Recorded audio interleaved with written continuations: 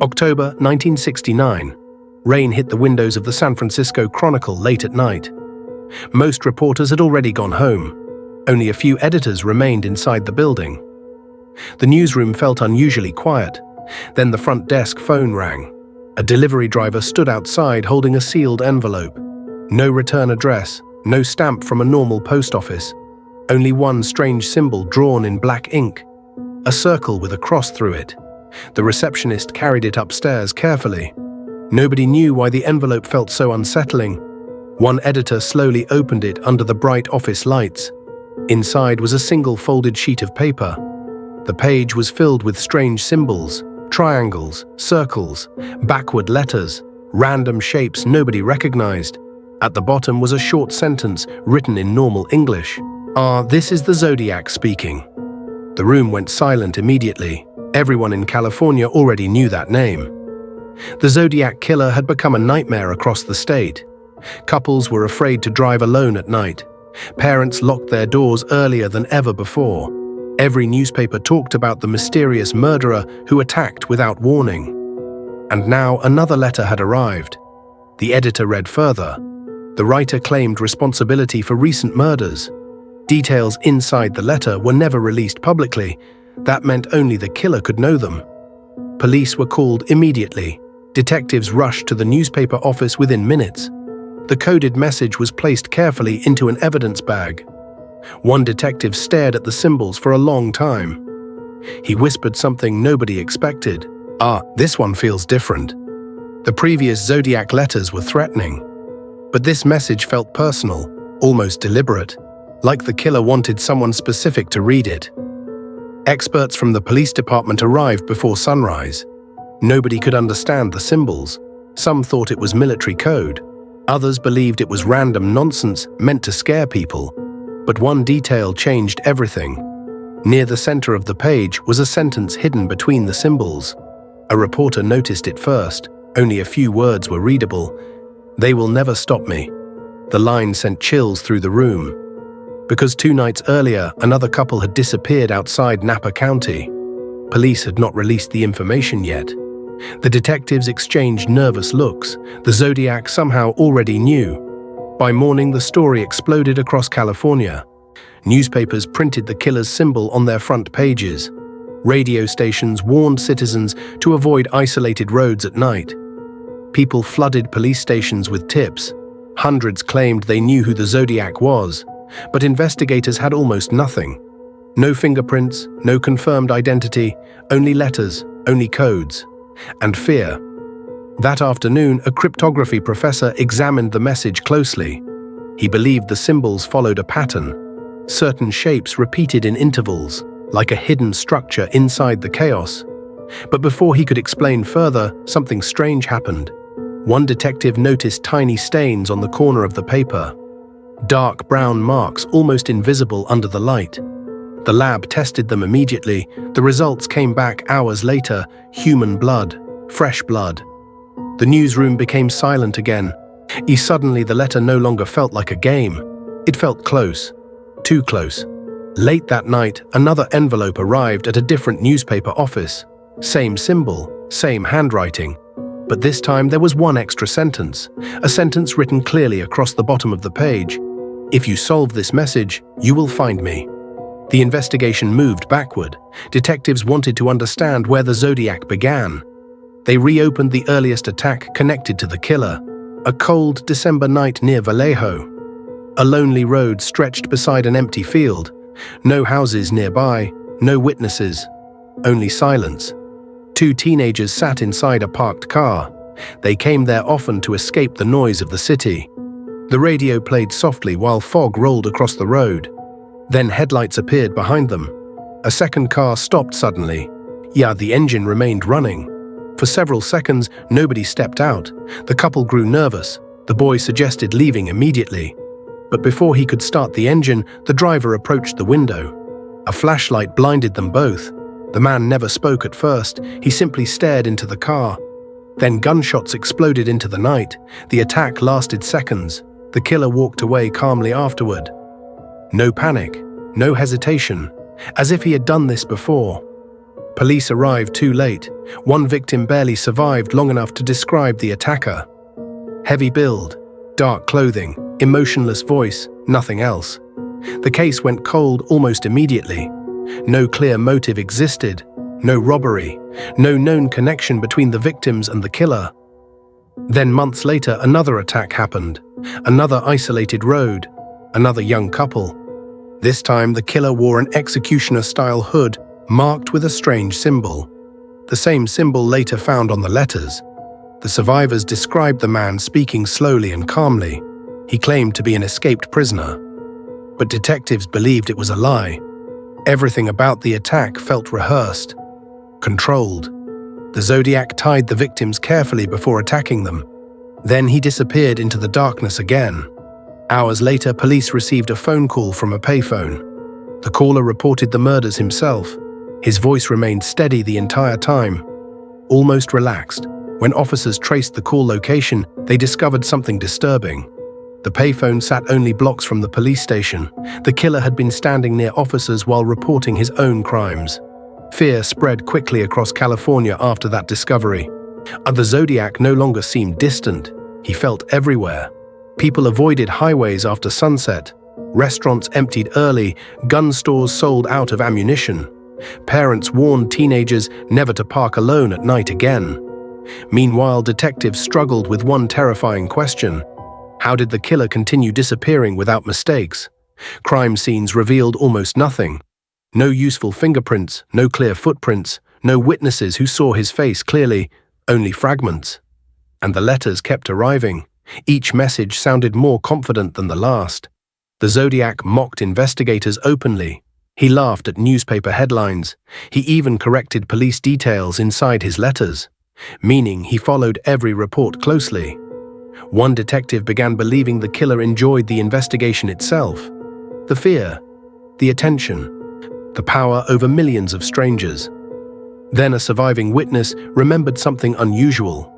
During one attack, the Zodiac looked at his wristwatch repeatedly, as if following a schedule. Police examined that detail carefully. Maybe the killer had a normal daytime job. Maybe he planned murders around strict routines. That theory led investigators toward factories, military bases, government workers. Thousands of names entered police files, but none matched perfectly.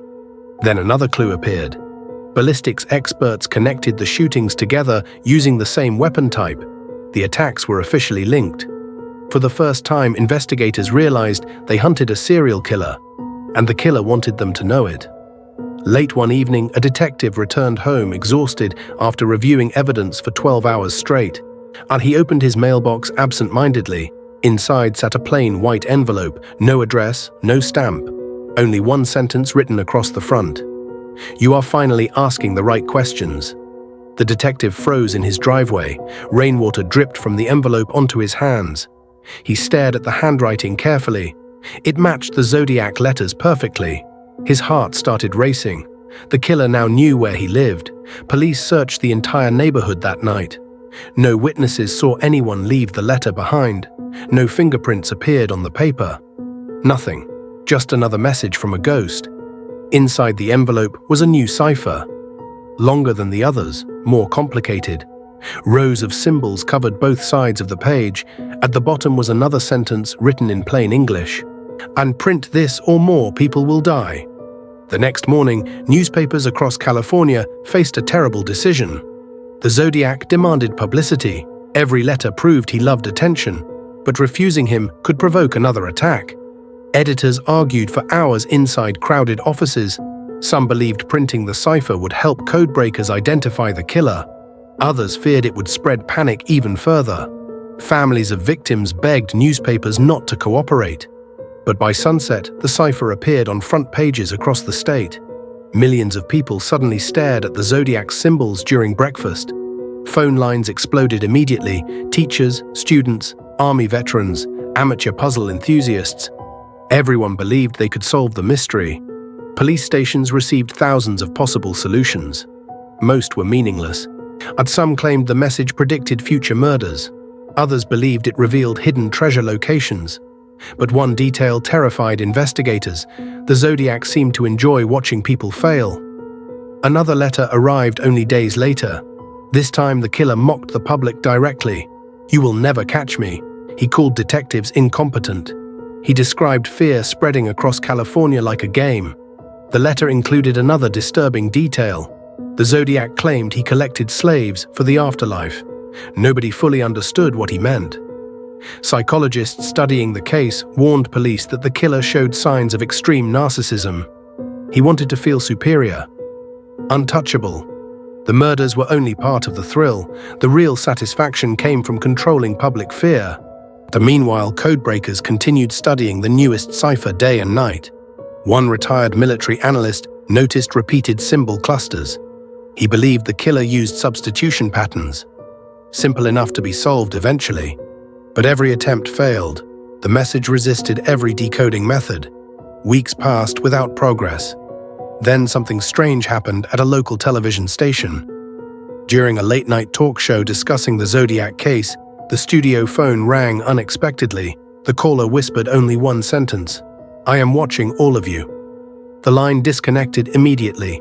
Panic spread inside the station. Police traced the call to another public payphone. Again, the Zodiac stayed close to crowded areas, almost like he wanted to blend into normal life. Investigators started wondering if they had already spoken to him before. Now, maybe during interviews, maybe during press conferences.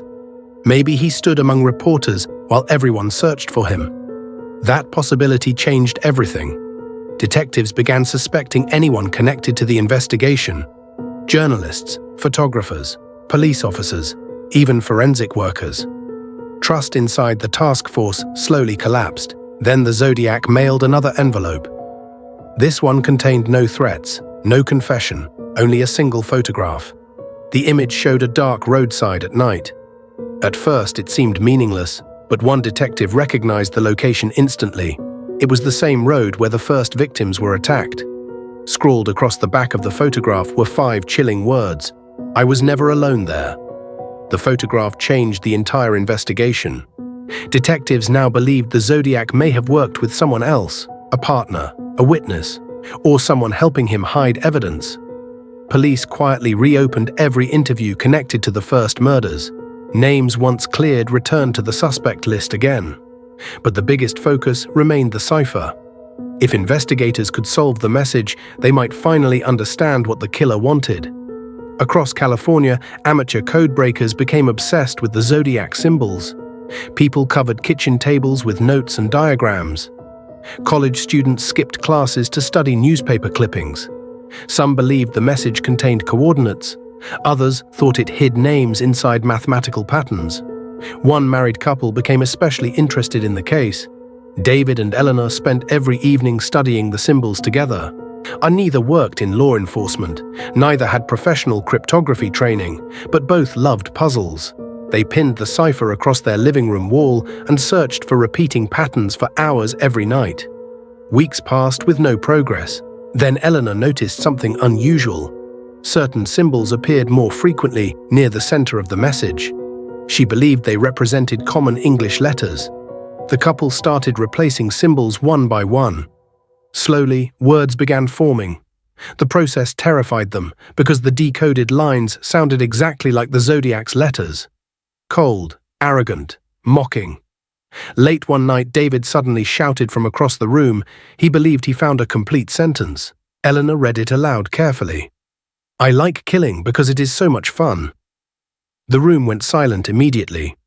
The couple realized they might have actually cracked part of the cipher. Police examined their solution the next morning. Experts confirmed many parts appeared accurate. Newspapers announced the breakthrough within hours. California reacted with horror. The decoded message described murder as entertainment. The Zodiac compared hunting humans to hunting animals. He claimed killing gave him control, power, pleasure. But investigators quickly noticed something strange. The message never revealed the killer's identity. The Zodiac had promised his name was hidden inside the cipher, yet the decoded sections contained only taunts and threats. Detectives believed something was missing. Either the solution was incomplete, or the Zodiac lied deliberately. That possibility frustrated investigators deeply. The killer manipulated every step of the case. Even when people succeeded, he still stayed ahead. Then another disturbing detail emerged. Near the end of the cipher, several symbols remained unsolved. Codebreakers could not translate them properly. The symbols seemed disconnected from the rest of the message, almost separate. One FBI analyst believed they formed a second hidden layer, a message concealed inside another message, but no one could prove it. While experts argued over the remaining symbols, another murder occurred outside San Francisco.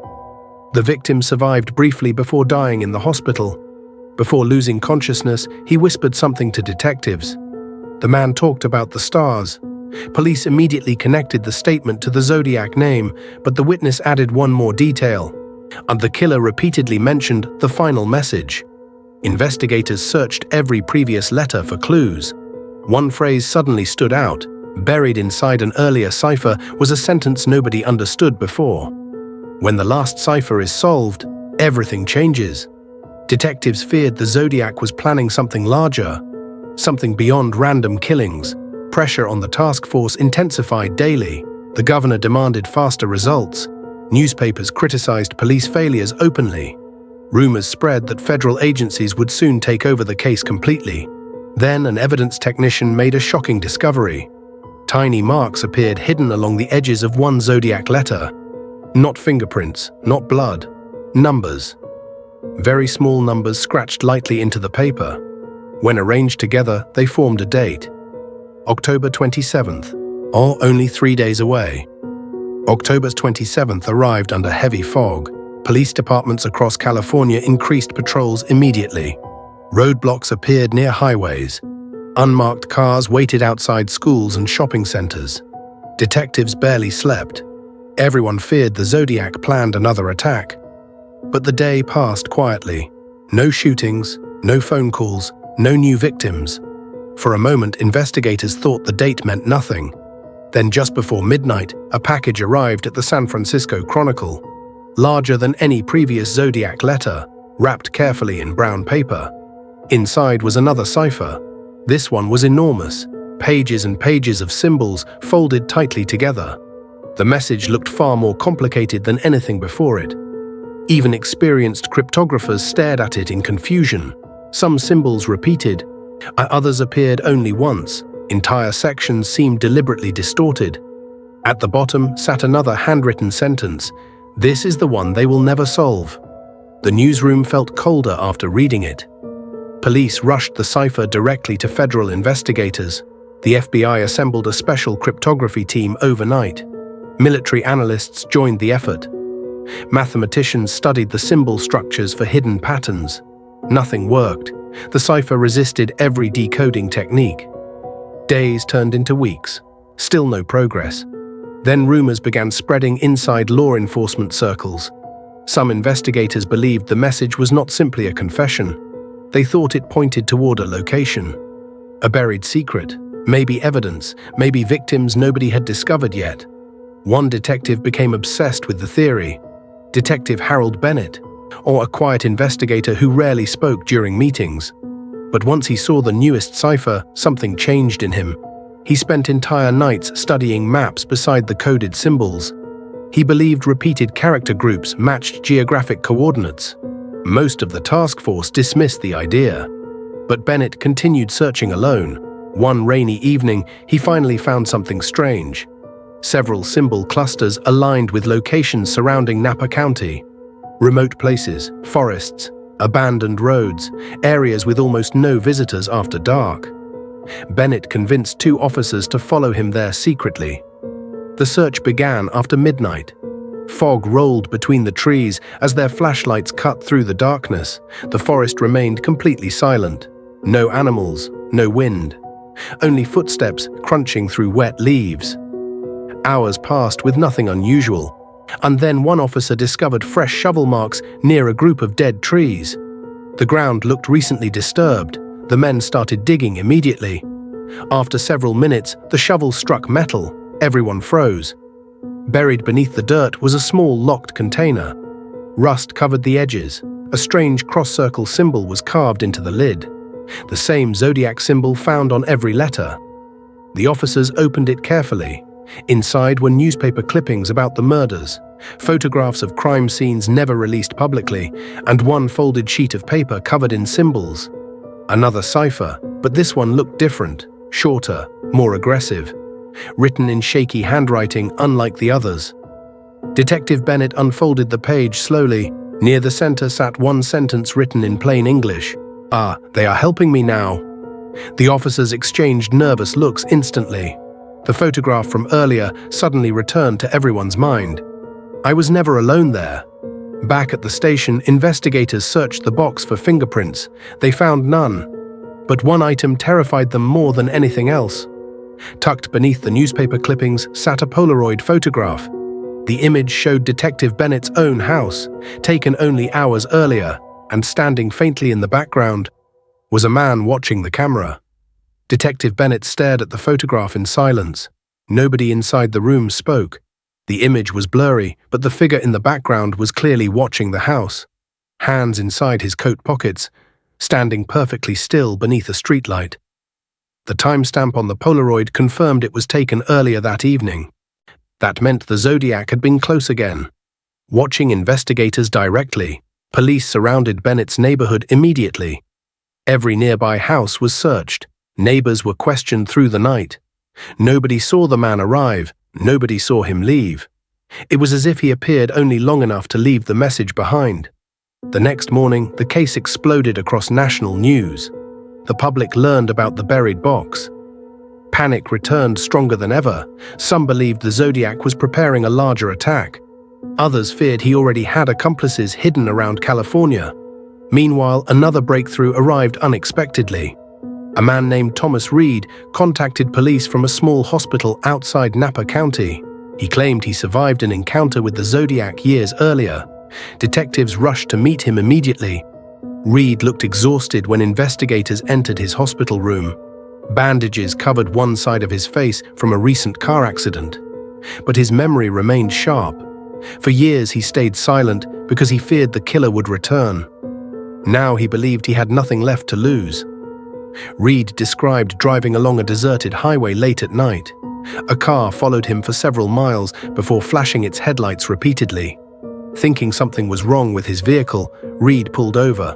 The second car stopped behind him. A man stepped out slowly. Heavy build, dark jacket, glasses reflecting the headlights. Reed remembered the face clearly because the man smiled strangely before speaking. Not angry, not nervous. Calm, almost polite. The stranger claimed Reed's tire looked damaged, but while Reed checked the vehicle, the man suddenly reached for something inside his coat. Reed panicked and sped away immediately.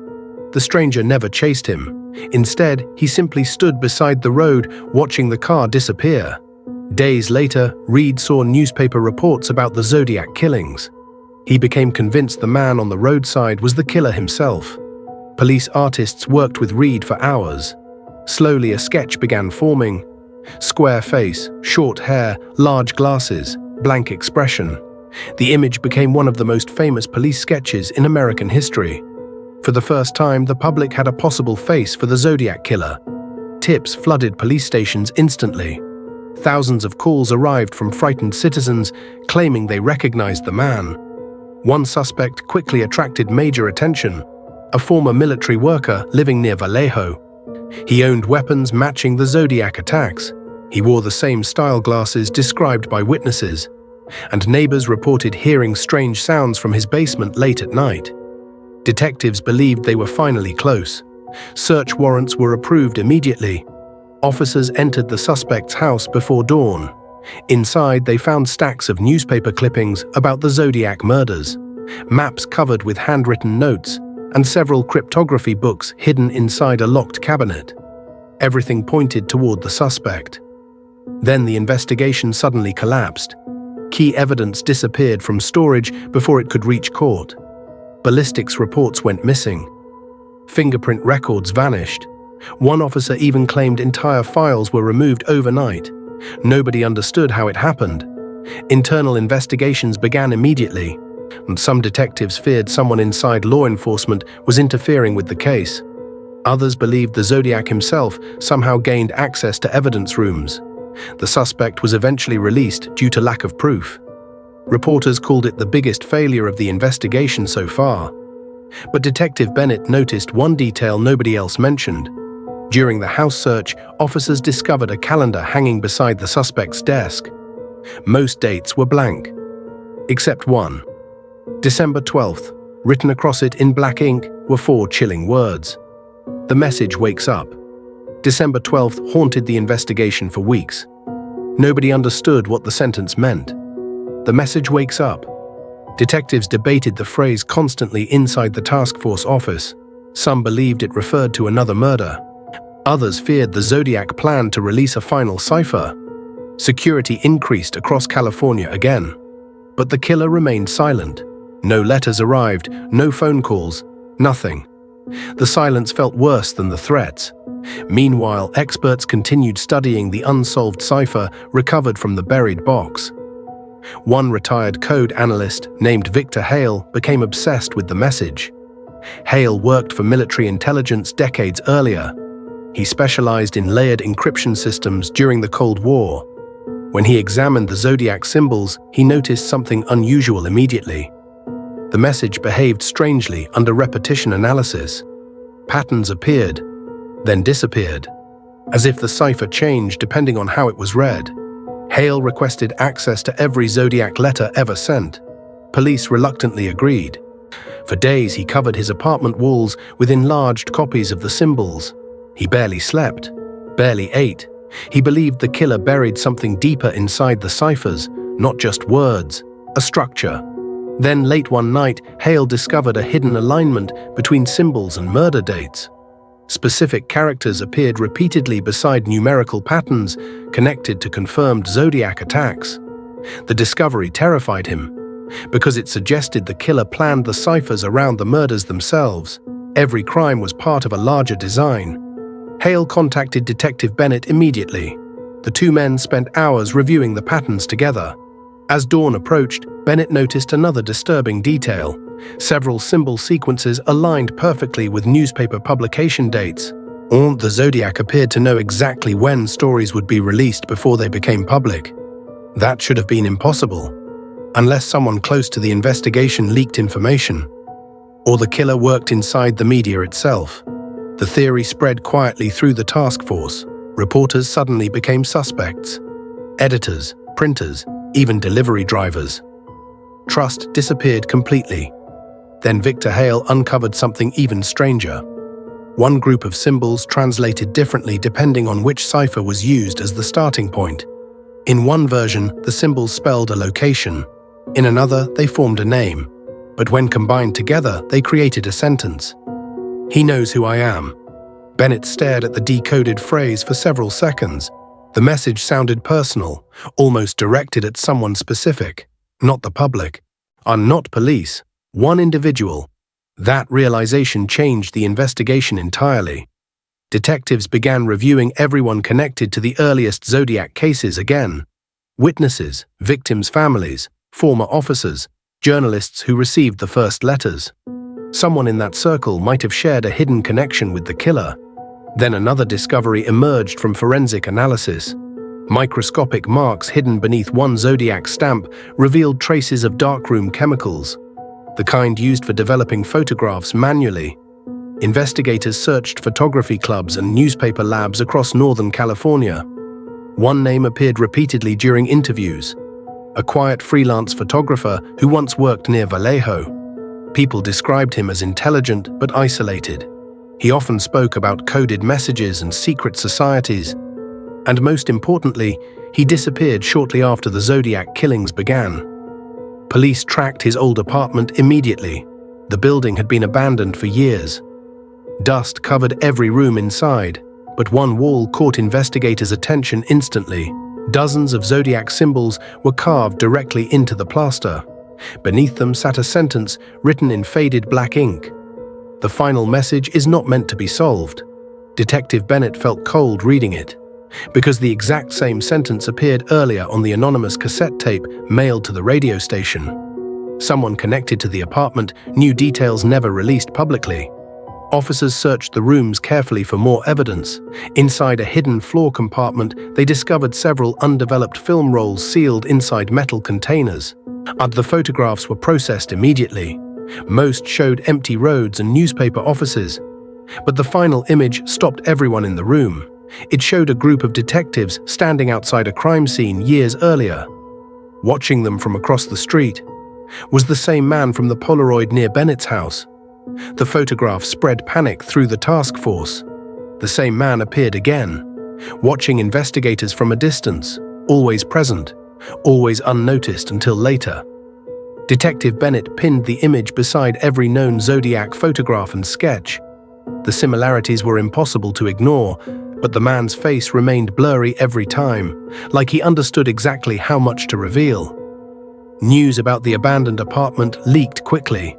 Reporters surrounded police headquarters, daily demanding answers. One journalist became especially obsessed with the story, Daniel Mercer, a crime reporter known for chasing dangerous investigations alone. Mercer believed the Zodiac case was bigger than anyone realized. He spent weeks studying the undeveloped photographs recovered from the apartment. Then suddenly he stopped showing up to work. At first, nobody worried. Mercer often disappeared for days while investigating stories. But after 48 hours without contact, his editor called police. Detectives searched Mercer's office late that night. The room looked disturbed, drawers pulled open, papers scattered across the floor. And covering the far wall were dozens of Zodiac symbols drawn in black marker. Some symbols matched the unsolved ciphers exactly. Others had never been seen before. In the center of the wall, Mercer had written one sentence repeatedly. "He is inside the story." Police searched the office for fingerprints. Only Mercer's prints appeared. But detectives noticed something strange on his desk. A tape recorder still running quietly. The cassette inside contained only static at first. Then a voice emerged faintly beneath the noise. Mercer's voice, shaking, terrified. "He contacted me directly." A loud crashing sound interrupted the recording. Mercer started breathing heavily, then he whispered something almost impossible to hear. "He knows about the hidden names." The tape ended abruptly after that.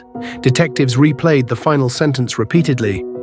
Nobody understood what hidden names meant, but Victor Hale believed it connected to the layered cipher patterns. He returned to the evidence room immediately and re-examined every Zodiac message. Hours later, he discovered tiny letter groupings buried between symbol rows, names hidden carefully inside the ciphers themselves. Not victims, not suspects, police officers, reporters, judges, people connected to the investigation over several years. Some names belonged to individuals who later died unexpectedly. Heart attacks, car accidents, disappearances. The pattern horrified investigators. The Zodiac might have been tracking specific people for years. Or worse, predicting them. Meanwhile, Mercer's disappearance became national news. Television stations aired his photograph constantly. Tips flooded into police departments again. One caller claimed Mercer recently visited an abandoned storage facility near Oakland docks. Officers searched the location immediately. Inside, they discovered stacks of newspaper clippings covering entire walls, photos of detectives, maps with marked locations, and hundreds of pages filled with coded writing. The place looked less like a hideout and more like a control center. Near the back of the building, investigators found Mercer's coat lying beside an overturned chair. Bloodstains covered one sleeve, but no body appeared anywhere. Then officers discovered something even worse. A projector sat facing one wall, still plugged in. One detective turned it on carefully. An image flickered across the wall, a photograph of Daniel Mercer tied to a chair. Behind him stood a figure wearing dark clothing and gloves. The man's face remained hidden in shadow, but written across the image were 6 chilling words. "Oh, you were always looking wrong direction." The projector clicked forward automatically. Another image appeared, this time showing a map covered with circles. One location flashed repeatedly in red ink. An isolated radio station outside San Francisco, the exact same station that received the anonymous Zodiac cassette weeks earlier. Detective Bennett immediately ordered every unit toward the location, but before officers arrived, The station broadcast suddenly cut to static across the entire region. The static on the radio was not random, it was deliberate. Every station in the region dropped to the same dead signal at the same moment. News anchors froze mid-broadcast. Listeners across California reported the same eerie silence. Then a voice broke through the interference. Calm, controlled, familiar. "This is the Zodiac speaking." Detective Bennett was still in transit when he heard it through a police scanner. His grip tightened instantly. The voice continued. No anger, no rush, just certainty. "You have been chasing shadows." Inside the abandoned radio station, technicians lay unconscious on the floor, their equipment still running. Someone had taken control of the entire system remotely. The broadcast wasn't live from the building, it was being fed from somewhere else. The Zodiac spoke again. "You found my messages, but not my purpose." The signal carried across every channel, even emergency frequencies. Police cars slowed as officers listened in disbelief. The killer had reached everyone at once. Then a new sound entered the broadcast, a cassette tape rewinding, clicking, hissing. The same tape Daniel Mercer had recorded before disappearing. The Zodiac played it for the entire world. Mercer's voice echoed through radios again. "He contacted me directly." A pause, heavy breathing, then Mercer's final words before the cut. "He knows about the hidden names." The Zodiac stopped the tape abruptly. Silence returned for a few seconds. Then he spoke again. "You are finally asking the right question." Bennett arrived at the radio station minutes later. Officers secured the perimeter, but the building was empty except for unconscious staff and running equipment. No trace of the broadcast source, no transmitter, no hidden operator. It was as if the voice came from nowhere. Forensics confirmed something impossible. The signal had not originated from any physical location. It was routed through multiple relay points and then erased. Untraceable. The task force gathered inside the station as daylight approached. Morale collapsed completely. If the Zodiac could hijack national broadcasts, no place felt safe anymore. Then an engineer made a discovery inside the station's control room. A backup recording had been automatically saved before the system went silent. The file was labeled only with numbers. No name, no timestamp. Detective Bennett ordered it played immediately. At first there was only static. Then the Zodiac's voice returned once more. But this time it sounded different. Closer, almost inside the room itself. "You think I am far away." A pause. "You are already inside my final message." The engineers looked at each other nervously. Then the audio revealed something beneath the voice. A second layer of sound. Faint beeping patterns hidden under the speech. Victor Hale arrived shortly after and immediately recognized the structure. It was not random noise, it was a code embedded inside the recording itself. A final cipher. Compressed into audio, hours passed while Hale isolated the signals. Then suddenly he stopped. His face turned pale. He called Bennett over without speaking. On the screen was a decoded sequence, a set of coordinates, and beneath them a sentence. "The last place I watched you from." Bennett immediately understood what it meant. Every earlier Polaroid, every hidden photograph, every surveillance shot. They had all been taken from a single consistent perspective. The same vantage point, the same observer. The location was not random, it was intentional. A final search team was dispatched immediately to the coordinates. Deep inside a wooded area overlooking the earlier crime routes, they found a small elevated structure, abandoned, hidden behind overgrown trees. Inside were chairs, equipment, and dozens of maps pinned to the walls. But no person, only one final object placed carefully on the table, a tape recorder, still playing.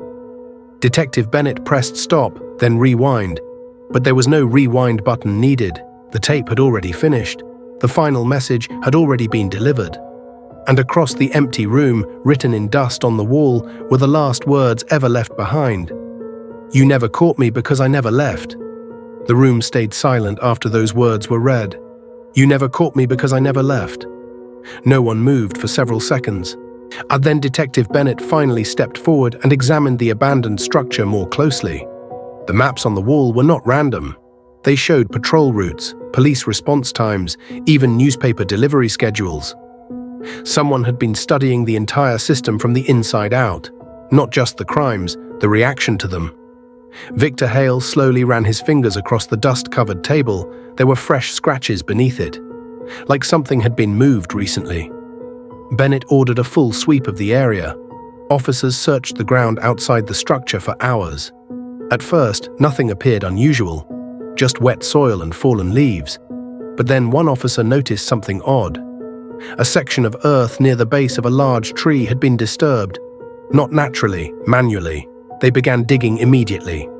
The ground was soft from recent rain. Within minutes, the shovel struck something solid. Metal, a rectangular container buried just beneath the surface. The same cross-circle symbol was carved into its lid again. The Zodiac signature. Carefully, they lifted it out and brought it inside the structure. Bennett stared at it for a long moment before opening it. Inside was not just paper this time. There were multiple objects. Old newspaper clippings, photographs of victims, maps with routes drawn in red ink, and a stack of handwritten pages bound together. At the top of the stack was a title written in block letters. The Record of Observation. Bennett flipped through the pages slowly. Each page contained detailed notes, descriptions of police movements, surveillance observations, even emotional reactions of investigators after major events. It was not just a confession, it was documentation. Someone had been tracking everything in real time. Victor Hale stopped suddenly on one page. His hand trembled slightly. There were names listed there. Not victims, not suspects. Detectives currently working the case, including Bennett himself. Next to each name were short notes, behavior patterns, routine habits, even personal details no public record should contain. Bennett felt a cold weight settle in his chest. This wasn't just observation, it was intimacy. The Zodiac knew them individually, better than they knew each other. At the bottom of the final page was a sentence underlined twice. "I do not choose randomly." Before anyone could react further, another object inside the container caught their attention. A small cassette tape wrapped in black tape. No label, no markings, or just a single instruction written beside it. "Play when you are alone." The room felt heavier instantly. Bennett looked at Hale, then at the officers around him. Everyone hesitated. Finally, Bennett took the tape recorder and stepped outside the structure. He walked at least 50 meters into the forest before stopping. No one followed. Only the wind moved through the trees. He inserted the cassette, pressed play. Static filled his ears first. Then the Zodiac's voice emerged again, but this time it was quieter, almost personal. "You found my record." A pause. "You were never investigating me." Another pause. "I was documenting you." Bennett's breathing tightened. The voice continued. "All of you think I hid in the shadows. But I built the shadows you walked in." Then something unexpected happened. The tape shifted tone, becoming softer and slower, almost reflective. "I was there before your first case file, before your first victim. And I will be there after your last question." The tape clicked sharply, silence, then a final short burst of audio played, a list of coordinates, followed by a date. No explanation, only numbers. Bennett rushed back to the structure immediately. Hale was already analyzing the coordinates on a map spread across the floor. His expression changed as he plotted the final point. It led far outside any known crime scene, deep into a restricted forest zone that had never been officially searched, a place removed from public maps decades ago. Hale looked up slowly. "This isn't a location." Bennett frowned. "What is it then?" Hale hesitated before answering. "Oh, a meeting point." And for the first time in the entire investigation, the possibility emerged that the Zodiac was not just hiding, he was waiting. The restricted forest zone was reached just before sunrise. Fog clung low to the ground like smoke. The team moved slowly, weapons raised, flashlights cutting through the mist. Every sound felt amplified, every step felt watched. The coordinates led them deeper than any patrol route had ever gone. No roads, no markings, just dense trees and uneven ground. Victor Hale walked beside Detective Bennett, constantly checking the map. The location was precise, too precise, as if it had been chosen long ago for a reason. After nearly an hour, the forest opened into a natural clearing. At the center stood a structure, not abandoned, not broken, maintained. A small cabin-like building, but almost hidden by the trees. No lights, no signs of forced entry, but fresh footprints surrounded it. Recent. Bennett signaled the team to hold position. They approached carefully. The door was unlocked. Inside, the air was cold and still. The room was organized. Too organized. Maps lined the walls again, but these were different. They included timelines stretching forward into the future, predictions, not records. Victor Hale stopped in front of one board. His face tightened. The next investigation phase is already mapped. Bennett turned sharply. What does that mean? Hale didn't answer immediately. Instead, he pointed at dates written across the board. Future police deployments, scheduled press conferences, even internal case review meetings. Everything was already written down, and as if someone had planned the investigation itself in advance. At the center of the room was a table. On it sat a sealed folder. No dust, no aging. Recently placed. Bennett opened it carefully. Inside were dozens of decoded cipher fragments, but they were not solved by police. They were already solved by someone else. Each page showed different interpretations of the Zodiac messages, layered meanings, hidden structures, patterns no one had officially discovered yet. At the bottom of the folder was a single typed page. This is not a confession. This is a system. Before anyone could respond, Hale noticed something strange on the wall behind the table. A new cipher, freshly written, still sharp ink, as if placed minutes earlier. The symbols matched the earliest Zodiac messages perfectly, but this one was longer, more structured. Bennett stepped closer and read the header aloud. Final iteration. Hale immediately began copying it into his notebook.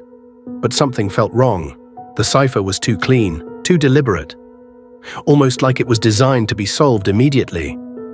Hours passed as Hale worked through the structure. For the first time, the patterns aligned perfectly.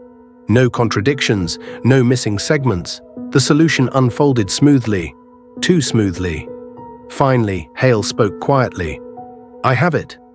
The team gathered around. He read the decoded message slowly. "I was never one person." Silence filled the room. Bennett frowned. "That's impossible." Hale continued scanning. "There are layers here, multiple authorship patterns. This system is collaborative." Bennett shook his head. "That doesn't make sense." The Zodiac worked alone, but Hale pointed at the structure again. The cipher repeats different handwriting patterns across sections. Different thinking styles. This wasn't written by one mind. The room grew tense. Then one officer whispered something unintentionally. "So, we were chasing a group?" Before anyone could respond, a faint sound came from outside the cabin, a slow radio signal crackling through the static. Everyone turned instantly. Bennett stepped toward the door. The radio voice returned, calm, familiar. "You solved the surface layer." A pause. "But not the system beneath it."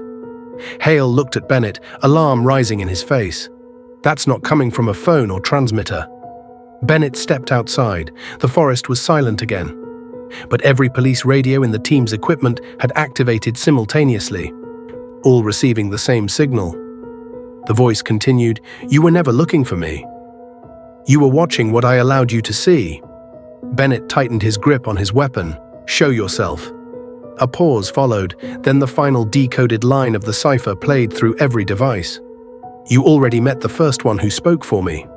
Inside the cabin, Victor Hale slowly turned pale, because on the table beside him was a second folder, one that hadn't been there moments before, and written on it was a single name. Victor Hale. For a moment, nobody in the cabin moved. The forest outside stayed completely silent, as if it was holding its breath. Victor Hale stared at the folder with his name on it. His hands didn't touch it. He didn't need to. He already knew what it meant. Detective Bennett stepped closer, voice low. "Hey, tell me you're not part of this." Hale shook his head slowly, but his eyes didn't meet Bennett's.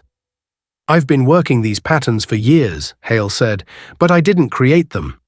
A faint crackle came through the radios again. The same voice returned.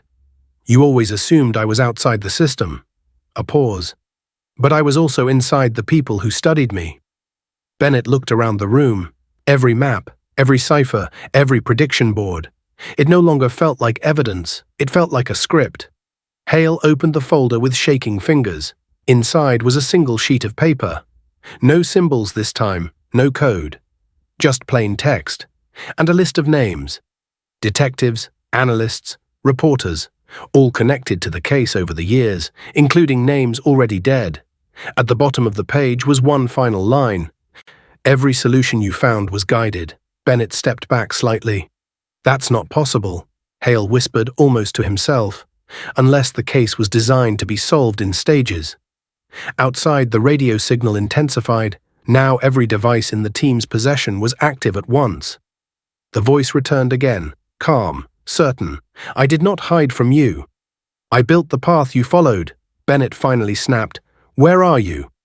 A long pause followed. Then the answer came, you are standing in it. Suddenly, Hale looked down at the floor. A small indicator light beneath the table flickered on. Then another, then several more, hidden equipment, integrated beneath the structure, not old, not abandoned. Active. Hale's voice broke. This place was never a hideout. It's a relay. Bennett realized it at the same time. Every message, every cipher, every broadcast. It hadn't been coming from one man, it had been coming through a system built across locations. And this cabin was only one node.